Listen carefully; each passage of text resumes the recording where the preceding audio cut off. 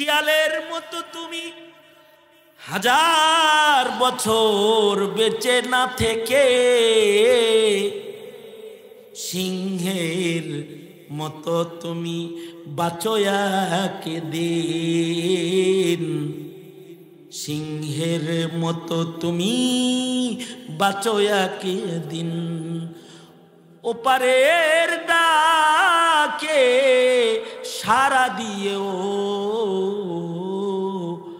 অমর হয়ে তুমি রবে চিরদিন, অমর হয়ে তুমি রবে চিরদিন।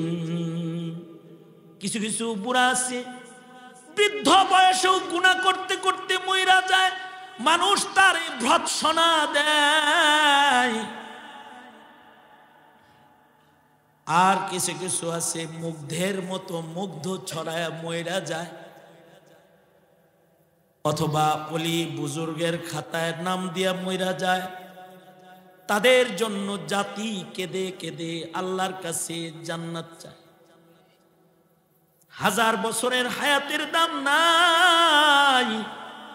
আমার নবী 63 বছর হায়াত পেয়েছেন, মাত্র 23 বছর কাজ করেছেন। আমাবর্ষার পৃথিবীকে আলোকিত সোনালী যুগে রূপান্তরিত করেছেন। বড় বরকতওয়ালা হায়াত। ইমাম বুখারী 63 বছর হায়াত পেয়েছেন, এমন কিতাব লিখে গেছেন আসাহুল কুতুবে বাদা কিতাবিল্লাহ। এ কারণে আমিও তো ভয়ে ভাই ওয়াজ নসিহত অনেক করলাম, মানুষ তো অনেক চিনলো, কিন্তু জানা নাই শেষ বিদায় কেমন হবে ভাই। अक्लमंदू से क्या पूछूं कि मेरी इब्तिदा क्या है, कि मैं इस फिक्र में रहता हूँ मेरी इंतहा क्या है। সবাইকে চলে যেতে হবে সকলকে, কিন্তু বিদায়টা যেন অল্প হায়াত হলেও যেন সুন্দর হয়।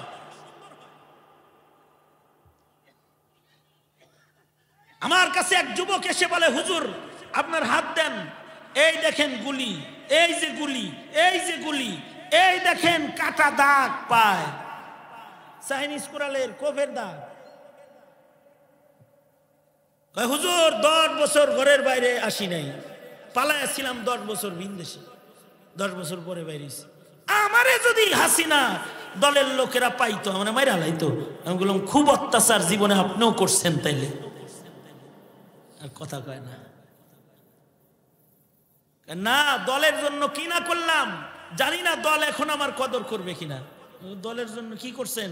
এই গুলি, এই যে এই দাগ, এই দাগ, সব রাজনীতি করতে যায়, দল করতে যায়, কুবাইয়া কোপ খায়া এই দশা হয়েছে। আমি বললাম কোপ খাইছেন তো 10 বছর আগে, 10 বছর ছিলেন পলায়া, আর এর আগের 25 বছর গেছে কুবাইয়া, এখন ছিলেন পলায়া, এখন বাইরে আইছেন। দেহের ভেতরে তো গণতন্ত্রের দাসত্বের দাগ অনেক আছে, আল্লাহর দাসত্বের কিছু দাগ কপালে লাগান, সেজদা লাগায়া, তাইলে হয়তো কবরে গেলে নাজাত পাবে। এ কারণে ভাই ও দোস্ত বুজুর্গ, এই পৃথিবীতে কেউ স্থায়ী না, সবাই মৃত্যুর দিকে যাইতেছে। কিন্তু যারা ঈমান, আমল, সত্য পথের পথিক ও ধৈর্যের জিন্দেগি নিয়ে যারা চলতে পারবে দুনিয়াতে, তারা মরণের মাধ্যমে তাদের কোনো ক্ষতি হবে না। মরণের মাধ্যমে তারা আল্লাহর জান্নাতের চিরস্থায়ী হায়াতের বাউন্ডারির ভেতরে চলে যাবে। সুতরাং নামাজ পড়বেন ইনশাআল্লাহ, বলেন জোরে বলেন ইনশাআল্লাহ। আর আলেম ওলামা যেখানে আপনারা আছেন জোরে বলেন, আলেম ওলামা যেখানে, আলেম নাই যেখানে, যে তবলিগে আলেম ওলামা নাই ওই তবলিগে আমরা নাই। যে ইস্তেমায় আলেমরা নাই ওই ইস্তেমায় আমরা নাই, যেই খানকায় আলেম নাই ওই খানকায় আমরা নাই। ঠিক কিনা? জোরে আওয়াজ করে বলেন। সুতরাং মাদ্রাসায় আলেম ওলামা আছে, আমরাও মাদ্রাসার সাথে আছি। মনে থাকবে তো ইনশাআল্লাহ। বরকতের নিয়তে আপনাদের সামনে সূরাতুল আসর তেলাওয়াত করেছি। নাজিল হওয়ার দিক দিয়ে 13 নম্বর সূরা, কোরআনে কারীমের সিরিয়ালে, সূরার সিরিয়ালে 103 নম্বর সূরা। সূরার ভেতরে মাত্র 3টা আয়াত আছে। অনেক বরকতি একটি সূরা, যে সূরা সম্পর্কে ইমামে শাফঈ রহমতুল্লাহ আলাইহি বলেছেন, আল্লাহ যদি সূরাতুল আসর ছাড়া অন্য কোনো সূরা এই উম্মতকে নাও দিত, সূরাতুল আসর গোটা উম্মতের জন্য নাজাতের যথেষ্ট একটা সূরা। 3টা আয়াত, কিন্তু এর ভেতরে মানব জীবনের সকল প্রকারের দিক নির্দেশনা আল্লাহ তাআলা এর ভেতরে দান করছেন। সাহাবায়ে কেরামের আমল ছিল, একজন আরেকজনের সাথে দেখা হইলে, সাহাবীরা একজন আরেকজনের সাথে মোলাকাত হইলে সূরাতুল আসর পড়ে তেলাওয়াত করে শোনায়া দিতেন। কারণ এটা কেমন যেন সংক্ষিপ্ত পূর্ণাঙ্গ দিন এক ভাই আরেক ভাইয়ের কানে দিয়ে দিল। আমিও ওই মানুষে সাহাবায়ে কেরামের আমলের নকল করতে আজকের বৈঠকে আপনাদের সামনে সূরাতুল আসর তেলাওয়াত করছি। সূরার শুরুতে আল্লাহ তাআলা আসরের নামাজের কসম করেছেন, অথবা আসরের কসম করেছেন। আসরুন শব্দটি কোরআনে আছে, এজন্য সূরার নাম সূরাতুল আসর। আল্লাহ তাআলা কসম করে বলেন, আসরের কসম, নিশ্চয়ই সব মানুষটা ধ্বংসের মধ্যে নিপতিত। আল্লাহ তাআলা কসম করে আমাদের একটা ভয়ঙ্কর সংবাদ আমাদেরকে প্রদান করেছেন। কসমটা হলো ওয়াল আসর, কালের কসম, আসরের কসম, নিশ্চয়ই সব মানুষ ধ্বংসে আছে। কসম কেন করলেন? আমরা কসম কেন করি? আমরা কসম করি আমাদের কথার ওজন বাড়ানোর জন্য। আমাদের কসম হয় আমাদের কথাকে বিশ্বাস করানোর জন্য, কথাকে বুঝানোর জন্য, বিশ্বাস করার জন্য, মজবুত করার জন্য মানুষ কসম করে কথা বলে। যদি বলে এই কামটা তুই করছস, না করি নেই। না, তুই ছাড়া আর কেউ করে নাই, না করি নেই। তুই ছাড়া এটা আর কারোর জন্য সম্ভবই না।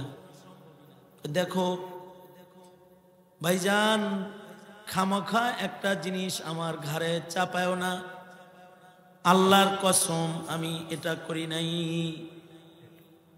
যদি কসম করে তখন বড় ভাই বলে, যা কসম যেহেতু করছস তাইলে মনে হয় করস নাই, যা। তার মানে হলো 2 বার কসম সারা বলল, বিশ্বাস করে নাই, কিন্তু যখন কসম করে বলছে তখন বিশ্বাস করছে। মানুষ মানুষের কথাকে ওজন বাড়ানোর জন্য কসম করে, এটা মানুষের স্বভাব। কিন্তু আল্লাহ তাআলা কিন্তু আল্লাহর কথাকে মানুষকে বিশ্বাস করানোর জন্য কসম করেন নাই। আল্লাহর কথা কসম করে বিশ্বাস করানোর দরকার নাই। কালামুল মুলুকি মুলুকুল কালাম, আল্লাহর কথা কসমওয়ালাটা যেমন কসম সারাটাও তেমন। আল্লাহ যদি কোনো কথা বলেন এটা কসম করলেও যেমন, কসম না করলেও তেমন। আল্লাহর কথা তো কথার রাজ্যের রাজা। ওমান আসদাকু মিনাল্লাহি কিলা। আর আল্লাহর চাইতে সত্যবাদী বা আর কে আছে যে তার কথা কসম করে কাউকে বিশ্বাস করাইতে হবে? কসম করে আল্লাহর কথা বিশ্বাস করানোর দরকার নেই। কিন্তু আল্লাহ তাআলা কোরআনে কখনো কখনো কসম করে মানুষকে, কোনো বস্তুর কসম করে ওই বস্তুর দিকে মানুষকে মনোনিবেশ করেছেন। আল্লাহ তাআলা কোনো বিষয়ে কসম করলেন তো মানুষকে বোঝায় আমি এই জিনিসের কসম করলাম, এটা কিন্তু দামি জিনিস, এটা খেয়াল করো। অর্থাৎ মানুষের দৃষ্টি আকর্ষণের জন্য আল্লাহ তাআলা কখনো কখনো বস্তুর কসম করেছেন। অর্থাৎ মানুষকে কসমকৃত বস্তুটার যত্ন নেওয়ার জন্য আল্লাহ তাআলা কসম করে ওই বস্তুটাকে আল্লাহ বান্দার সামনে গুরুত্ব সহকারে পেশ করেছেন। যেমন আল্লাহ তাআলা কসম করলেন আসরের কসম, তার মানে আসর দামি। আসরের দিকে সব মানুষের খেয়াল রাখতে হবে, মুমিনদের। এটা মূল্যবান হইতে পারে। আল্লাহ তাআলা আসরের নামাজের কসম করেছেন। যদি আসরের নামাজের কসম করে থাকেন তাহলে আসরের নামাজ যে দামি নামাজ এটা বুঝাইছেন। 5 ওয়াক্ত নামাজের মধ্যে 2টা ওয়াক্ত নামাজ অনেক দাম। নামাজের ভেতরেও সর্দার নামাজ আছে। আল্লাহর বিধান হলো সব জিনিসের মধ্যে সর্দার আছে। ফেরেশতাদের ভেতরে সর্দার ফেরেশতা আছে জিবরাইল। মানুষের ভেতরে সর্দার মানুষ আছে সাইয়্যিদুল মুরসালিন, মুরসালিনদের সর্দার। জমিনের ভেতরে সর্দার জমিন আছে মক্কা মুকাররমার কাবা ঘরের আশপাশের জমিন, হুদুদে হারাম, কাবা ঘরের আঙিনার জমিনের নাম। এ জমিনে কোনো আমল করলে 1,00,000 গুণ সওয়াব হয়। সর্দার জমিন। মসজিদুল আকসা এর আশপাশের জমিন সর্দার জমিন। আল্লাযী বারাকনা হাওলাহু লিনুরিয়াহু মিন আয়াতিনা। মসজিদুন নবী মদিনাতুল মুনাওয়ারা সর্দার জমিন, কারণ ওখানে একটা সর্দারের কবর আছে, যে কবরটা কবরের ভেতরে শ্রেষ্ঠ কবর। পৃথিবীর কোন কবরের দিকে সফর করা জায়েজ নাই। জমিনের উপরে একটা কবর আছে যে কবরটা জিয়ারত করার নিয়তে সফর করলে নবীর শাফাআত কনফার্ম হয়। সে কবরটা সাইয়্যিদুল মুরসালিনের কবর। পাথরের ভেতরে সর্দার পাথর আছে, হাজারুল আসওয়াদ মাকামে ইব্রাহিম। দিনের ভেতরে সর্দার দিন আছে, ইয়াউমুল আরাফা, ইয়াউমুল জুমআহ। মাসের ভেতরে সর্দার মাস আছে, শাহরু রমাদান আল্লাযী উনজিলা ফীহিল কুরআন। পাহাড়ের ভেতরে সর্দার পাহাড় আছে, সফা মারওয়া, রহমত, তুর, নূর, সুর। সর্দার পাহাড়ের নাম। সর্দার পাহাড়, যে পাহাড় দেখা ইবাদত, যে পাহাড়ে ওঠা ইবাদত। পৃথিবীর মাটির ভেতরে সর্দার রাত আছে লাইলাতুল কাদার ওয়া লায়ালিন আশর ওয়া লাইলাতুন নিসফি মিন শাবান। কয়দিন পরে একটা রাত আসতেছে, সর্দার রাত। রজব চলতেছে, শাবান মাসের মাঝখানের রাত, বরাতের রজনী, শবে বরাত, সর্দার রাত।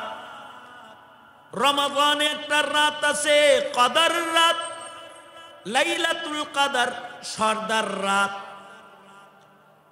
রাতের সর্দার আছে, দিনের সর্দার আছে, মাসের সর্দার আছে, পাহাড়ের সর্দার আছে, পাথরের সর্দার আছে।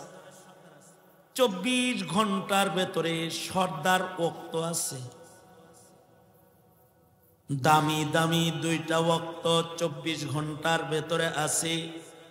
তার ভেতরে একটা হলো ওয়াক্তুল ফাজর, আর একটা হলো ওয়াক্তুল আসর।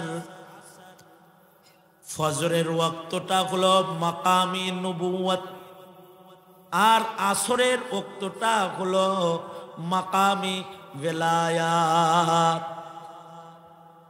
অর্থাৎ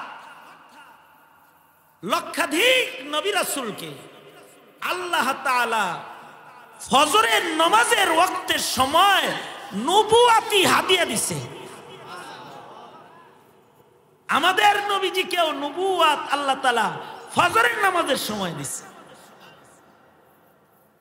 এ কারণে 5 ওয়াক্ত নামাজের ভিতরে ফজরের নামাজ সর্দার নামাজ। কারণ আছে ফজরের সময় কষ্ট বেশি হয়, ল্যাপের নিচ থেকে কষ্ট করে উঠতে হয়, ঠান্ডা পানি দিয়ে ওযু বানাইতে হয়, লম্বা লম্বা কেরাত শুনতে হয়। ইমাম সাহেব ফজরে কেরাত ধরে সহজে সারবার চায় না।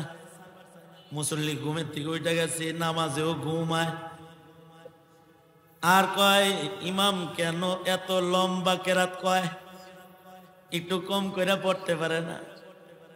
ফজরের কেরাত সাহাবীরাও ছোট কামনা করতেন।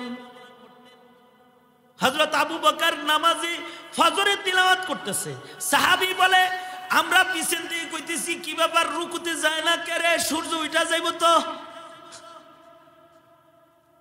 ফজরে কোরআন পড়লে আল্লাহ খুশি হয়।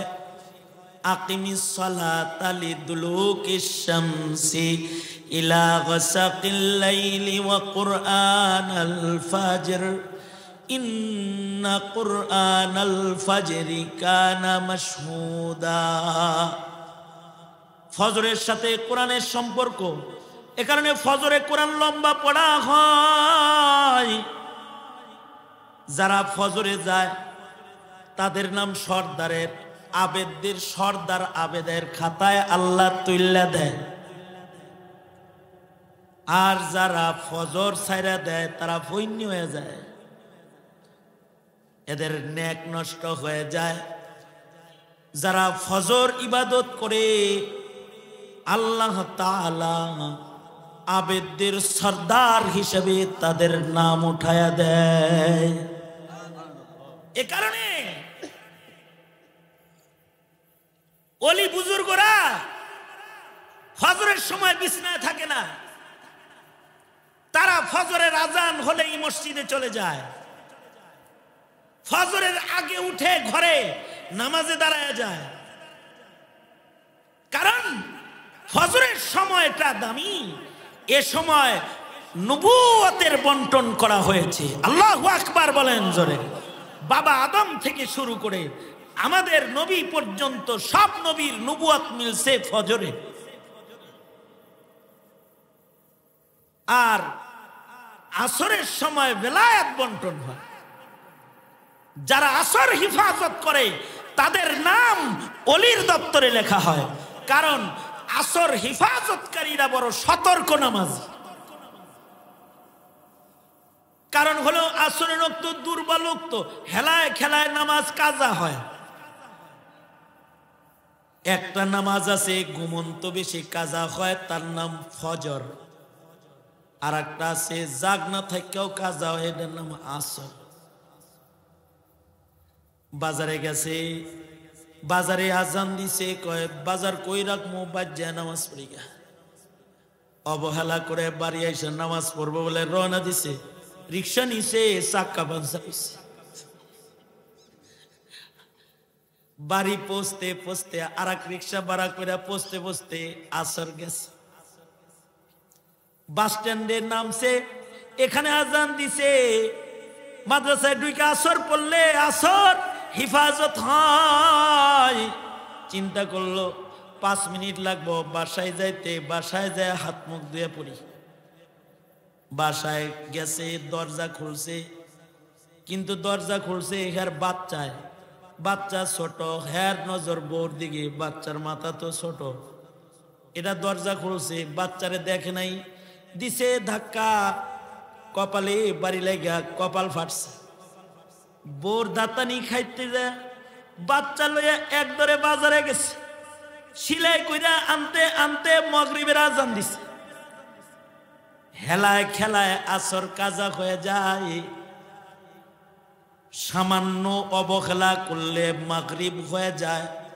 এ কারণে আল্লাহ বলেন, হাফিজু আলাস সালাওয়াত ওয়াস সালাতিল wusta। নামাজ ছাড়া ওলি হওয়া যায় না, নামাজের হিফাজত কইরা ওলি হও, আর বিশেষভাবে আসর হিফাজতকারী নামাজি হও। খাজা কুতবুদ্দিন বখতিয়ার কাকি রহমতুল্লাহ আলাইহি, উনি ইচ্ছা করলেন যে উনার জানাজাটা ওলিয়ে পড়াক। ওলি যে জানাজা পড়াইব, ওলি কে বাছাই করবো কেমনে ওলি? এখন ওলি বাছাই করতে গিয়ে উনি বললেন, আমি মরে গেলে আমার লাশ যখন সবাই আসবে তখন বলবা যে এই লাশের জানাজা পড়াইতে 3 গুণ লাগবে। 1 গুণ চোখের গুণা জীবনে করে নাই, পরনারী দেখা। 2 নাম্বার, তাকবীরে উলার নামাজ জীবনে ছাড়ে নাই। 4 নাম্বার, 4টা গুণ লাগবে। 3 নাম্বার, যার তাহাজ্জুদ কাজা নাই। 4 নাম্বার, যার আসর তো কাজা নাই নাই, যার বালেগ হওয়ার পর থেকে আমার জানাজা পর্যন্ত আসরের পূর্বের সুন্নত যার কাজা নাই, সে আমার জানাজা পড়াবে। সবাই তো মনে করছে কেউ জানাজা পড়াইব না, বিনা জানাজায় কবর হইবে। এরকম শর্ত পুরা করেন না, মানুষ পাওয়া যায় না। ঘোষণা হয়ে গেল, কেউ আওয়াজ করে না, আসলে জানাজা পড়ানোর কেউ নাই।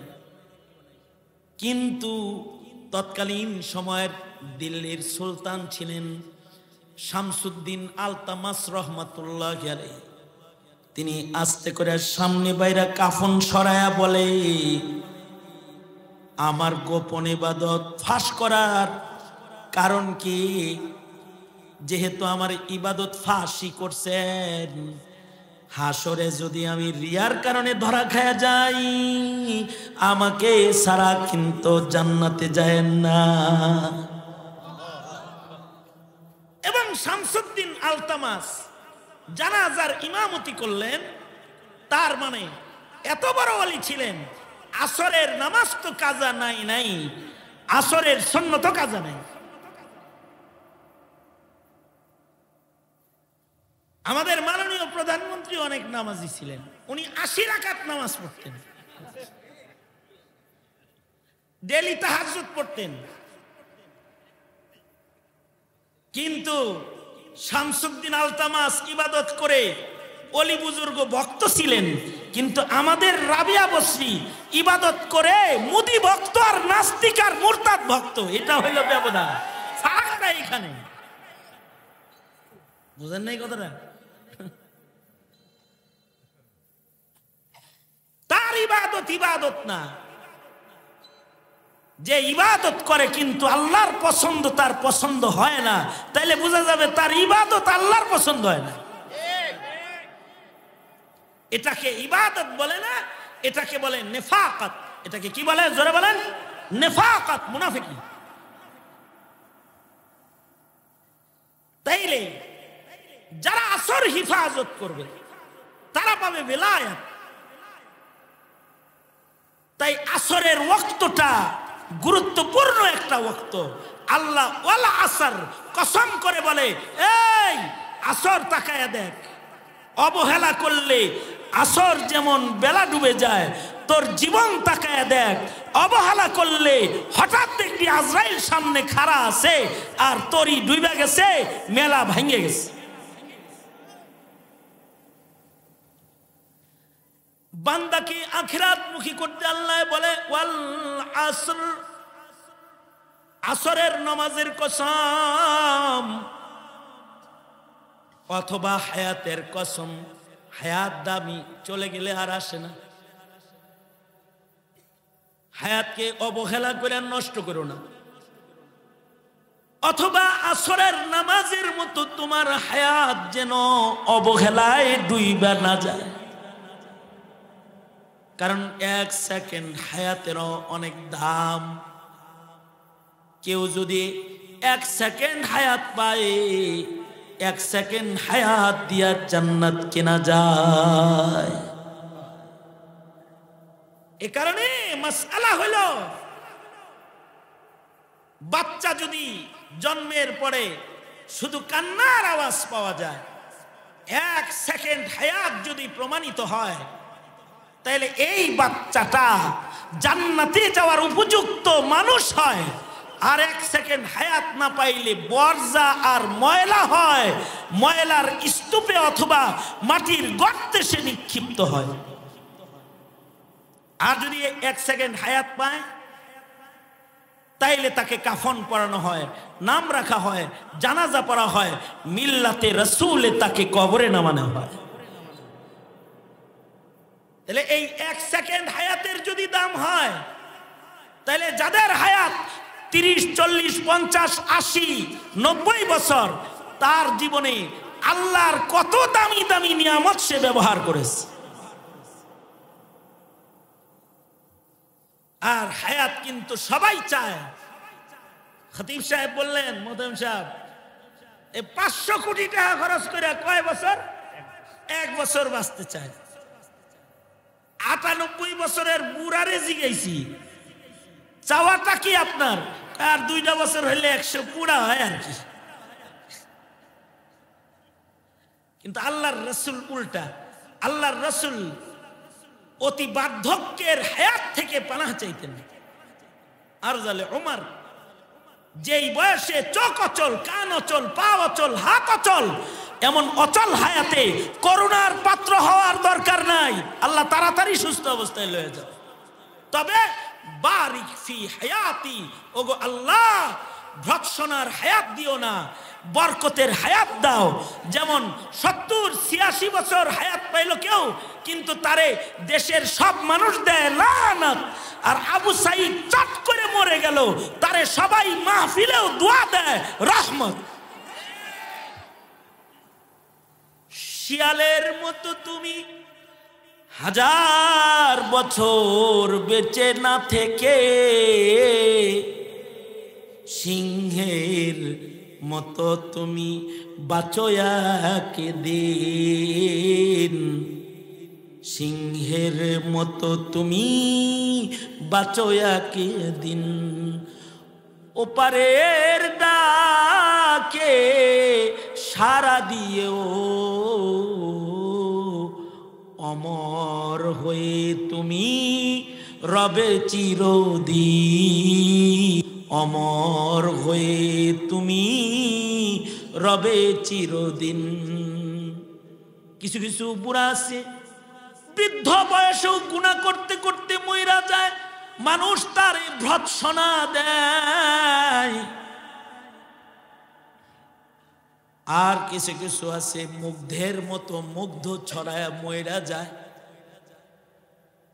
অথবা ওলি বুজুর্গের খাতায় নাম দিয়া মইরা যায়, তাদের জন্য জাতি কেঁদে কেঁদে আল্লাহর কাছে জান্নাত চায়। 1000 বছরের হায়াতের দাম নাই। আমার নবী 63 বছর হায়াত পেয়েছেন, মাত্র 23 বছর কাজ করেছেন। আমাবর্ষার পৃথিবীকে আলোকিত সোনালী যুগে রূপান্তরিত করেছেন। বড় বরকতওয়ালা হায়াত। ইমাম বুখারী 63 বছর হায়াত পেয়েছেন, এমন কিতাব লিখে গেছেন আসাহুল কুতুবে বাদা কিতাবিল্লাহ। এ কারণে আমিও তো ভয়ে ভাই ওয়াজ নসিহত অনেক করলাম, মানুষ তো অনেক চিনলো, কিন্তু জানা নাই শেষ বিদায় কেমন হবে ভাই। अक्लमंदू से क्या पूछूं कि मेरी इब्तिदा क्या है, कि मैं इस फिक्र में रहता हूँ मेरी इंतहा क्या है। সবাইকে চলে যেতে হবে সকলকে, কিন্তু বিদায়টা যেন অল্প হায়াত হলেও যেন সুন্দর হয়। আমার কাছে এক যুবক এসে বলে, হুজুর আপনার হাত দেন, এই দেখেন গুলি, এই যে গুলি, এই যে গুলি, এই দেখেন কাটা দাগ পায়, চাইনিজ কোরালের কোফের দাগ। হুজুর 10 বছর ঘরের বাইরে আসি নাই, পালায় ছিলাম 10 বছর বিদেশে, 10 বছর পরে বাইরেছি। আমারে যদি হাসিনা দলের লোকেরা পাইতো মানে মাইরা লাইতো। আমি বললাম খুব অত্যাচার জীবনে আপনিও করছেন তাইলে। আর কথা কয় না, না দলের জন্য কি না করলাম জানি না, দল এখন আমার কদর করবে কিনা। দলের জন্য কি করছেন? এই গুলি, এই যে এই দাগ, এই দাগ, সব রাজনীতি করতে যায়, দল করতে যায়, কুবাইয়া কোপ খায়া এই দশা হয়েছে। আমি বললাম কোপ খাইছেন তো 10 বছর আগে, 10 বছর ছিলেন পলায়া, আর এর আগের 25 বছর গেছে কুবায়া, এখন ছিলেন পলায়া, এখন বাইরে আইছেন। দেহের ভেতরে তো গণতন্ত্রের দাসত্বের দাগ অনেক আছে, আল্লাহর দাসত্বের কিছু দাগ কপালে লাগান, সেজদা লাগায়া, তাইলে হয়তো কবরে গেলে নাজাত পাবেন। এ কারণে ভাই ও দোস্ত বুজুর্গ, এই পৃথিবীতে কেউ স্থায়ী না, সবাই মৃত্যুর দিকে যাইতেছে। কিন্তু যারা ঈমান, আমল, সত্য পথের পথিক ও ধৈর্যের জিন্দেগি নিয়ে যারা চলতে পারবে দুনিয়াতে, তারা মরণের মাধ্যমে তাদের কোনো ক্ষতি হবে না। মরণের মাধ্যমে তারা আল্লাহর জান্নাতের চিরস্থায়ী হায়াতের বাউন্ডারির ভেতরে চলে যাবে। সুতরাং নামাজ পড়বেন ইনশাআল্লাহ, বলেন জোরে বলেন ইনশাআল্লাহ। আর আলেম ওলামা যেখানে আপনারা আছেন জোরে বলেন, আলেম ওলামা যেখানে, আলেম নাই যেখানে, যে তবলিগে আলেম ওলামা নাই ওই তবলিগে আমরা নাই, যে ইস্তেমায় আলেমরা নাই ওই ইস্তেমায় আমরা নাই, যেই খানকায় আলেম নাই ওই খানকায় আমরা নাই। ঠিক কিনা? জোরে আওয়াজ করে বলেন। সুতরাং মাদ্রাসায় আলেম ওলামা আছে, আমরাও মাদ্রাসার সাথে আছি, মনে থাকবে তো ইনশাআল্লাহ। আল্লাহ সবাইকে কবুল মঞ্জুর করেন, আমিন।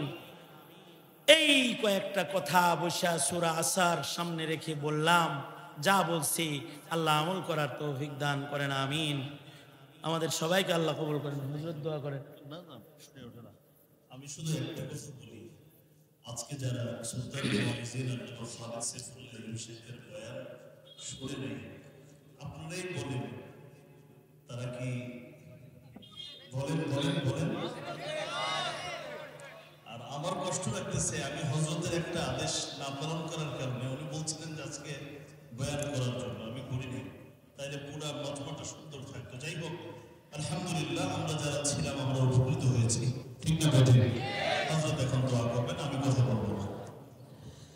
আলহামদুলিল্লাহি রাব্বিল আলামিন والصلاه والسلام على سيد الانبياء والمرسلين محمد وعلى آله واصحابه اجمعين রব্বুল আলামিন মধ্যরাত গড়ায় গেছে, তোমার বান্দারা বসে রয়েছে, কিছু কথা তোমার বান্দাদেরকে সামনে করে বলেছে, যা কিছু সূরাতুল আসর সামনে নিয়ে বলেছি, আল্লাহ বুঝার তৌফিক দান করো। আল্লাহ আল্লাহ তোমার বান্দাদেরকে হায়াতের কদর করার তৌফিক দাও, আলেম ওলামার সাথে চলার তৌফিক দাও। আল্লাহ জানি না কার মা বাপ অন্ধকার কবরের বাসিন্দা, আল্লাহ আমার আব্বা জানকে মাফ করে দাও। এমন যারা বাপ হারাইছে তাদের বাবা মা কবর জান্নাতের বাগান বানায়। যাদের আব্বা আম্মা আছে হায়াত বাড়ায় দাও, বেশি বেশি খেদমত করতে পারে তৌফিক দাও। আয় রব্বুল আলামিন, জানি না কোন দোকানের কাফন রেডি হয়ে গেছে, আল্লাহ কোন সপের বাস না জানি পেকে গেছে, কখন জানি মসজিদের কোনার পালকি বাড়ির দুয়ারে দাঁড়ায় যায়। আল্লাহ কবরের পালকি পাঠানোর আগে কামেল মুমিন বানায়া দিও। আল্লাহ যত কল্যাণ মঙ্গল সব আমাদের তুমি দান করো, অকল্যাণ আর অমঙ্গল হইতে ধরে ধরে আমাদের হিফাজত করো। আল্লাহ তোমার কাছে দরখাস্ত, আল্লাহ আমাদের খান ও দানের ভেতরে, আমাদের রক্তের ভেতরে তুমি গুনাহগার পাঠাও না। আল্লাহ আমাদের খানদান নেককারের খানদান বানায়, করিম ইবনে করিমের নিসবত দিও। রব্বুল আলামিন ইয়া আল্লাহ জমানার ধোকায় প্রজন্মের ঈমান নষ্ট করো না। ইয়া আল্লাহ ঈমান হিফাজত করো, দিন বুঝার তৌফিক দাও, দিন মানার তৌফিক দান করো। আল্লাহ এই মাদ্রাসার সকল জরুরত খাজানায়ে গায়েব থেকে পূরণ করে দাও। মাদ্রাসার মুহতামিম সাহেব হুজুরকে নেক হায়াত দান করো। আল্লাহ ইয়া আল্লাহ আসতিজা কিরামদেরকে কবুল করো, যারা পাগড়ি নিয়েছে তাদের কবুল মঞ্জুর করো, সকলের জন্য খায়রের ফয়সালা করো। আল্লাহ সুবহান রাব্বিকা রাব্বিল ইজ্জাতি আম্মা ইয়াসিফুন ওয়া সালামুন আলাল মুরসালিন ওয়ালহামদুলিল্লাহি রাব্বিল আলামিন। আসসালামু আলাইকুম ওয়া রাহমাতুল্লাহি ওয়া বারাকাতুহু।